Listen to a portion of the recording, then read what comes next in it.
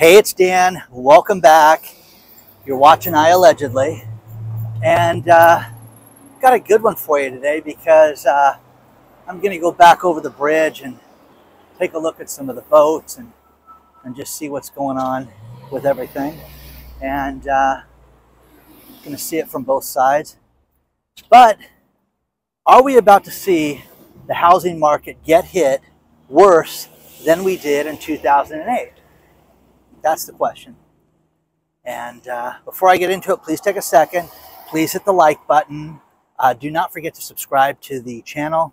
And don't forget, we have an email list you can sign up for. People just got an email. The link is below. Also, follow us on all the different social media platforms. And if you want more exclusive content, there is Patreon. Now, let's get into it. In 2008, we had a real estate collapse that they said would never happen again. And this was because of these ninja loans. No income, no job, basically what they call liar loans, where people would go out and basically say, hey, this is what I make, and you could buy a house. And they would have these ridiculous adjustable rate mortgages where you would have a teaser rate at the beginning, and people were doing things like borrowing $1 million for homes and having a $2,200 a month house payment, which is mathematically impossible. So back then this happened quite a bit, and don't worry, we'll refinance your house. It's going to be great. Now, the peak of the real estate business, and you can read the articles below, was basically 2005 is when everything really capped out. It still shot up a little bit, 2006, 2007, and then it just fell apart. And the problem with this was that it couldn't sustain itself, guys. It just was ridiculous that you had people that had jobs as dishwashers that were buying $700,000 houses in South Orange County here at the time, which, by the way, those houses now are $1.5 million. So things have gotten completely out of control. Now, I had a friend that went out and bought one house, bought another house, bought a third house, and owned a piece of property with his in-laws. And he was 40 years old. And listen, if I sell this place, I can move them in with me and we can buy another house. And I did everything I could to talk him out of this, because I told him 40 years old is too young to have your in-laws live with you. It's just that simple. Do the math. It's way too young. So didn't take the advice. And within months of them living with him, he was driven nuts. And it was just like I thought it was going to be. And it was, quite the disaster. So then the real estate market went south. And he had the in-laws living with him. He had properties that he couldn't unload. And then luckily got out of everything and only had one short sale. Which, again, you sit there and say that and you're like, oh, you only got one short sale? That's kind of crazy. Now, here's the problem with short sales that people don't understand is that, let's say you borrowed, I'm just going to use round figures, 800 grand. And you have a loan for $800,000. And then you sell the property in a short sale for $600,000. The bank then sends you a 1099 for 200 grand that you have to justify as 1099 income. And people were completely upside down. This friend had tax problems, tax issues. Let's just put it that way. So this is the backside of the Newport Yacht Club, and then you've got the public dock. Excuse me, I can walk here, and just beautiful. So, anyways, my friend experienced this nightmare.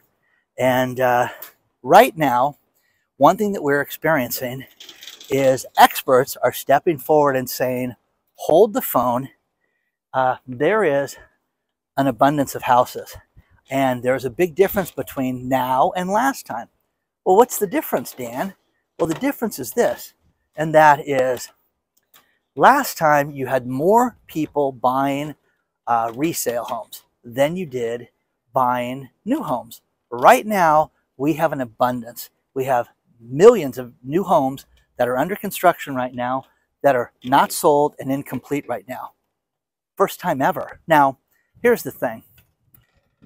During the height of 2008, we were at a 12 months, 0.8 supply. So it'd be like almost 13 months supply of houses before they would sell everything, and the market would be, be cleared to zero. Let's just put it that way.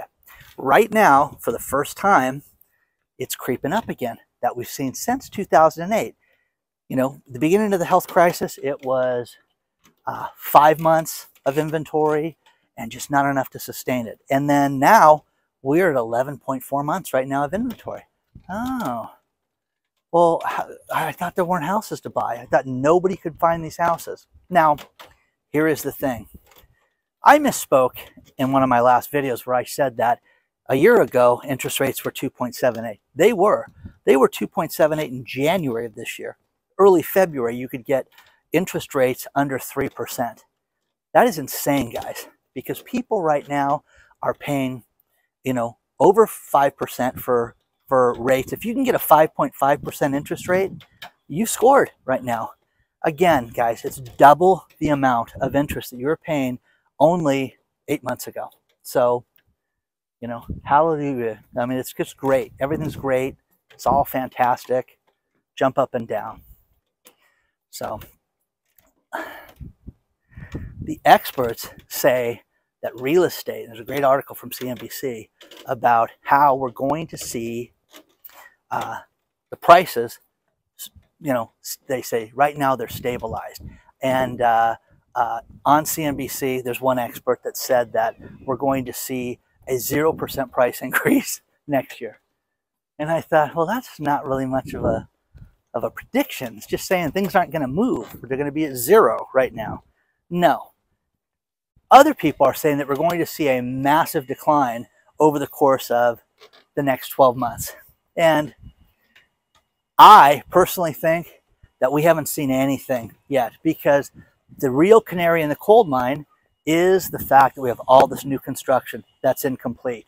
And because of the supply chain issues that have never been dealt with, and from talking to contractors, I literally just got off the phone with one right now talking about how there are all these custom homes that people are trying to sell and trying to get out of the contracts with because they can't get stoves, can't get garage doors, can't get the right granite to match what they already have in the house, can't get flooring, can't get doorknobs, can't get flashing, can't get a little bit of everything, to where you have a nightmare. But here's the thing. It's the carrying costs and the new construction for these people that is the huge problem. And everybody wants to be a real estate developer. Everybody wants to be a broker, but not everybody can finance these things and have a sustained downturn, or the potential of a sustained downturn. So you're seeing more and more people that don't have the economic wherewithal to withstand this. And again, guys, it's the houses on the lower end. Look at this. That's just stunning. It's a beautiful, breezy little day out here. That's just nice. Now, that's Balboa Island right there. Parked over there. Met with somebody and had some food and came over here. But, the one thing, if you notice, they're working on the balconies here because of all the water damage. The wood just rots and rots and rots and rots. And you've got to replace it. And then, it's just a mess out here. So we see that quite often, that, if you're living on the water, that you've got maintenance. That's expensive all the time. So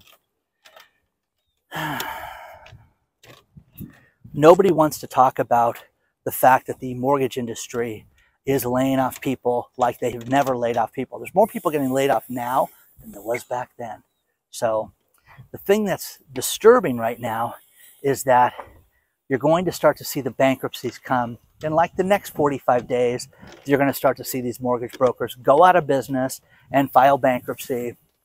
And they're going to leave, all these different employees in the lurch. You're going to see massive layoffs when it comes to the mortgage industry right now. It's going to be an absolute disaster. So share your thoughts on all this stuff. The main stories below talk about how all these experts are saying that the biggest problem is the inventory. The inventory that we didn't have a week ago. Remember that. There's no houses for sale. There's a housing shortage right now. That's the demand. And that's where people were drinking the Kool-Aid and, you know, couldn't realize, you know, that there was an ounce of problems with all this. And again, I understand people have tax issues. They got to buy a house. I've had all this stuff explained to me over the course of the last week to me.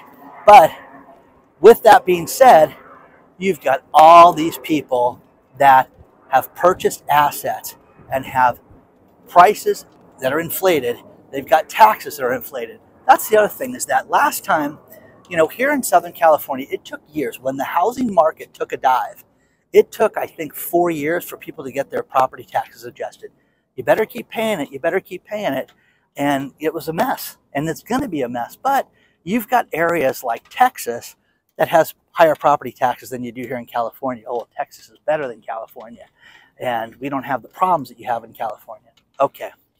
You know, when I was in Texas a year ago, the thing that floored me was the new construction that was being built, where they weren't acre lots. They were, you know, lots that were as big as this. They had 12 foot, and then you had a 2-story house behind you. You had that behind you looking at your house, like we have here in Irvine, like we have here in South Orange County.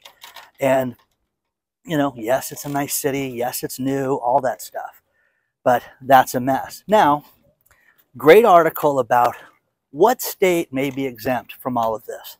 And the state that may be exempt may be Florida. Florida may not see a downturn. It may just adjust slowly. Now, one thing that Scott Walters and Denise from Vegas, when I spoke to her, you know, 3 weeks ago, she had told me the same thing. The hotter markets, that people are moving to, you're going to see them adjust the least and adjust last. They're going to get hit, but they're just not going to get hit like you are in areas like this, Southern California. Now, with that being said, you know, it's, you know, I was floored wherever I go. Whenever I go to a new city, you know, Solvang, I look at the housing prices and they're, wow, these are expensive. And wow, you don't get lots. And wow, you got horse property here. And I look at what people get and what's buying and what the new listings are and things like that. And then talk to people in the restaurants and get the real education. But right now, I really think that we're about to experience something that we've never seen in our lifetimes. And I get a lot of people that tell me, oh, you're crazy. It's not going to be that bad. It's good here in North Carolina. And that's great. That's great. But the people that bought on the lowest end, that financed their houses to the hilt, those are the people that are going to have the biggest problem. And we're going to see that again and again and again and again. And history is going to repeat itself. But right now, we just don't, we're seeing that with all this excess inventory, that's going to start to be divulged. And here's the thing. I love when months end because we hear from people like Pulte Homes and Lennar Homes and the other home builders that tell us exactly how many unfinished homes they have. That's a huge red flag. That's a huge number. And, you know, Lennar is a higher end home builder. Let's face it. And they have real issues right now because that number is not getting smaller. It's getting bigger right now. All these different incentives. Don from back east sending me all these different incentives from all these different builders where you're seeing, hey, listen, we'll fix your payment for 3 years. We will give you $150,000 in incentives. All these crazy things that they're doing to close escrow on a house, and it's not helping. So share your thoughts on all this stuff, guys, because this is going to be a boom. It's going to be a kaboom, excuse me, and it's going to be something that's going to make it so that you're going to be able to, if you're on the sidelines, there's going to be tremendous deals in real estate. But we have not seen the fallout yet, and we have not seen what's going to happen with the eviction mess that's about to unfold. Just that last video, if you knew that there were almost 4 million people that we know of, think about this. These are the public records that we know of. There's 4 million people that are about to lose their home. Well, that's disturbing, okay? So of those people, how many people don't want to be in the landlord business anymore? And, you know, Dan, so many people have, they've weathered the storm. They know how to do this. Okay, tell me how great they are. But tell me how many of those houses are going to go hit the market. I think you're going to see an absolute ton. Isn't this beautiful? Just a cool spot. So share your thoughts on all this stuff, guys. There's more to cover. But I think that we're going to see something unlike anything we've seen in our lifetimes. And nobody wants to use the D word. It's not Dan, it's depression. Nobody wants to talk about the depression. Everybody wants to talk about how it could be recession. But when you listen to these experts and, you know, Stephen Roach and Stephen Hanke and all these people that are so well respected by banks and by financial institutions from around the globe, you have to look at this. You have to get yourself ready for this stuff, because we're going to see something unlike we've ever seen in our lifetimes, and people are going to lose their jobs unlike anything we've seen in our lifetime. So let me know what you guys are thinking about all this.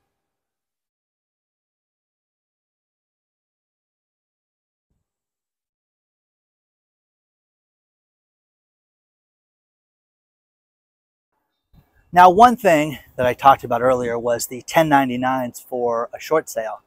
Here's the other thing, is that the people that are getting the student loans forgiven, most likely you're going to get a 1099 from the state that you're in for that. So it's going to be listed as regular income.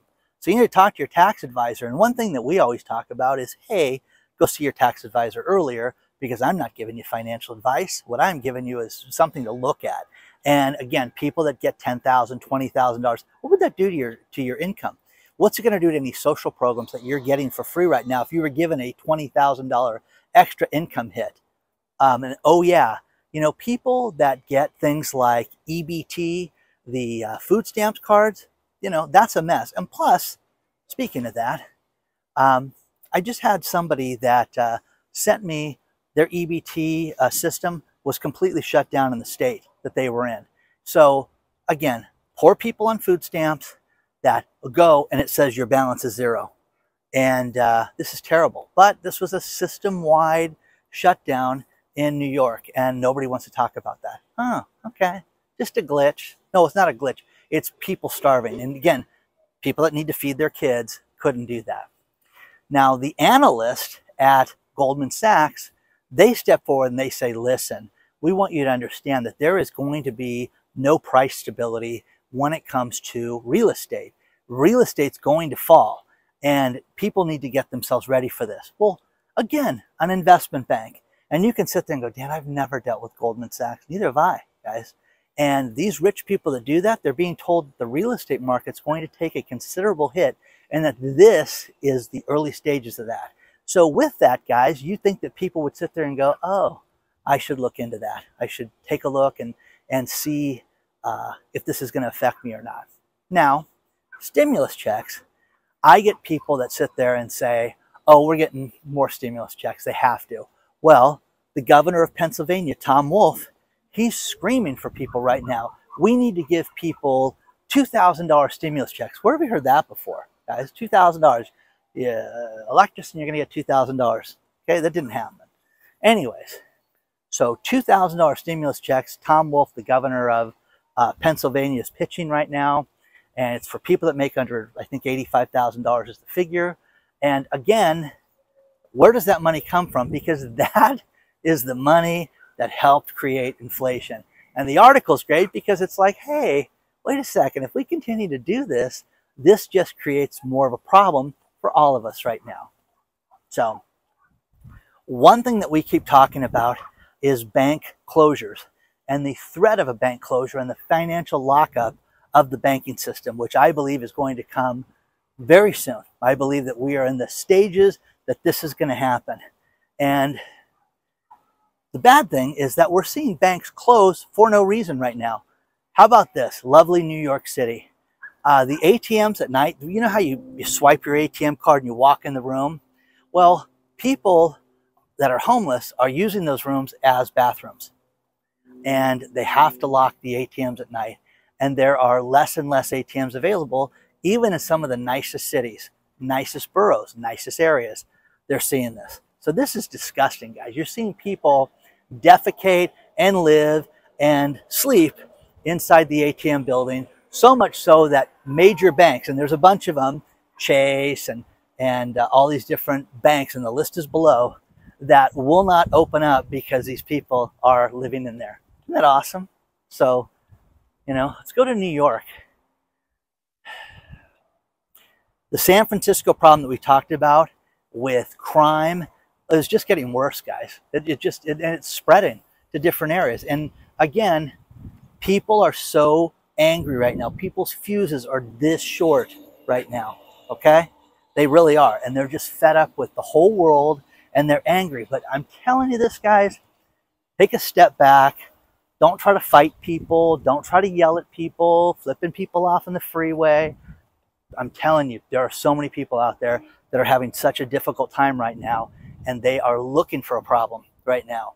And you want to get home safe to your family. You don't want the issue. Just stay away from these people. Stay away from conflict if you can.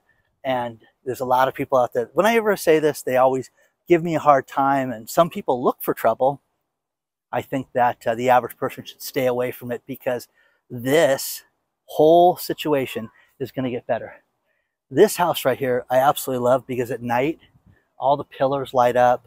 It's just an absolutely beautiful house when you drive by and see this. But share your thoughts on all this stuff, guys, because again, you know, everything has a price. Everything has a cost to it. All this free money that we were given over the course of the last 2.5 years has a price. And the price has been the fact that we cannot afford to go to the grocery store. And, you know, when you think about countries like France, and I hated history in junior high, I hated it in high school, but I learned about all these countries, Germany and France and everything else, where we take a wheelbarrow to buy a loaf of bread. And I don't think we're getting to that point yet, but I think we're getting to a point that things are going to be so expensive that you will not be able to go out and eat dinner, and which is going to make these restaurants go out of business. Because if you go to a barbecue restaurant and dinner is $40 to get simple chicken barbecue, that is nuts, guys. So share your thoughts on all this stuff. Let me know what you're thinking about all of this. But again, the housing prices, the experts, Goldman Sachs, hey, this is what we're warning everybody. That's what their analysts are saying. Multiple analysts that are saying this. Now, you know, the Fed, John Williams, New York Fed president, he's saying that, listen, we need to get everybody ready for the higher interest rates. Wait a second. I thought inflation's coming down and it's all going to be good. No. Get yourself ready. What happens when we have higher interest rates? Everything costs more, guys. Credit cards cost more, your mortgages cost more, your HELOC, everything else. There are people that are going to borrow against their house. They're going to have price adjustments with adjustable mortgages, and they're not going to be able to afford those homes that they're living in right now. So get some financial advice. Get a plan, put together, get rid of things you don't need right now, and again, plan on the fact that this is only going to get worse. You know, the financiers that I talk to, the venture capitalists and people that I know that write money for startup companies, man, they are just tightening up so much. Why? They're rich, Dan. Why are they doing that? Because they see the writing on the wall, and they don't want to write a check. They don't want, you know, they don't want to write a check for a company that has an office building. How about that right now? Well, we think, you know, they could work remotely. They think that they could save money doing certain things. Offices mean employees, mean expenses, ongoing, you know. So again, look at what rich people are doing. Just, even though, Dan, I'm not rich, why am I doing that? Look at where they're putting their money, because that is a very big tell on where things are going to go right now. And if you do that, it's going to make your life better, understanding that this stuff is coming like a freight train. But are you tied to real estate in any way? Do you do loans? Do you do anything in construction? Do you do anything that supplies home builders in any way, shape, or form? Whether it be insurance, whether it be anything, because you're going to take a hit right now. And we're seeing everything go through the roof with insurance, with home prices, with everything. Now, here's the sick thing. We haven't seen the prices completely started to dump in areas. There's a great link below about the national average and where it went in 2008 and where it's headed right now. and the price jumps that we've had since those times and where it's at, people need to look at this stuff, because this is insaneville, guys, right now. Because, you know, when you look at areas that doubled in price, it's one thing to go from 2 to 500,000. And I get people that write me and say, yeah, Dan, I put $250,000 down on my $500,000 house. Let it drop to 250,000. You know, crazy math, crazy way to live, but that's what they're doing. The person that $250,000 down on the $1 million house is in trouble, because that $1 million house could drop to 600,000. That's what people don't want to sit there and look at. So share your thoughts. Oh, look at these big crabs. You can't see. There's a bunch of big black crabs down there. That would be very crabby to eat. Okay? So share your thoughts on all this stuff, guys. Let me know what you're thinking. But look at the articles that are attached to this, because we're going to see something unlike we've ever seen in our lifetime.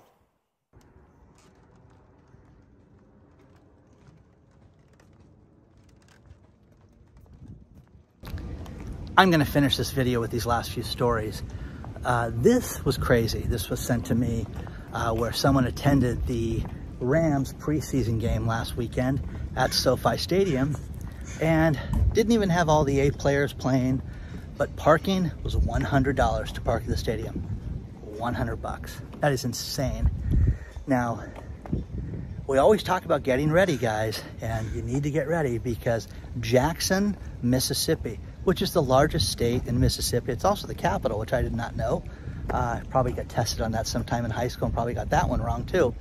But they have 180,000 people there that can't drink the water because of flooding, and their water plant failed.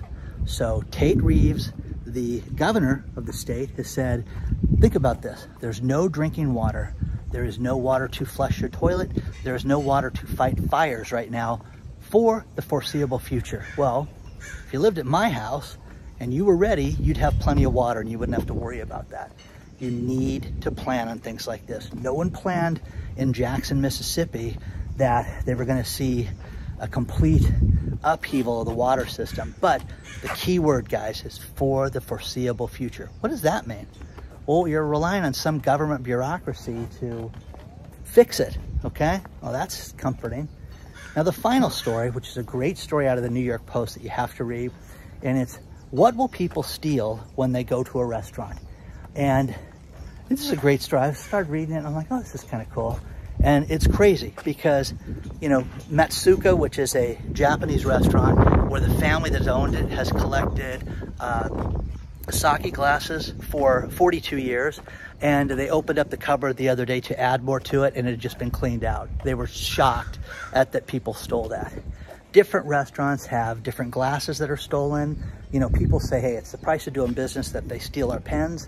But one restaurant owner said, you know, wanted somebody to sign the check, left a Mont Blanc pen that had his name on it, and I don't know what you're talking about. And, you know, you're seeing so much theft. People have seen rice bowls that are like wooden rice bowls that you remove the top from, and then you scoop the rice out. People clean those out and take those, stick them in their purses. People take lamps. People take all this crazy stuff. And have you ever stolen anything from a restaurant? Because I've never done that. A few sugar packets, a few extra soy sauces here and there, but I've never been with anybody that's stolen anything from a restaurant like that. So share your thoughts on all this stuff. Please hit the like button. Please don't forget to subscribe to the channel. If you are on the email list, an email went out, check your spam filter. Onward and upward, guys. I will see you guys very soon. And let me know what else you guys want me to talk about.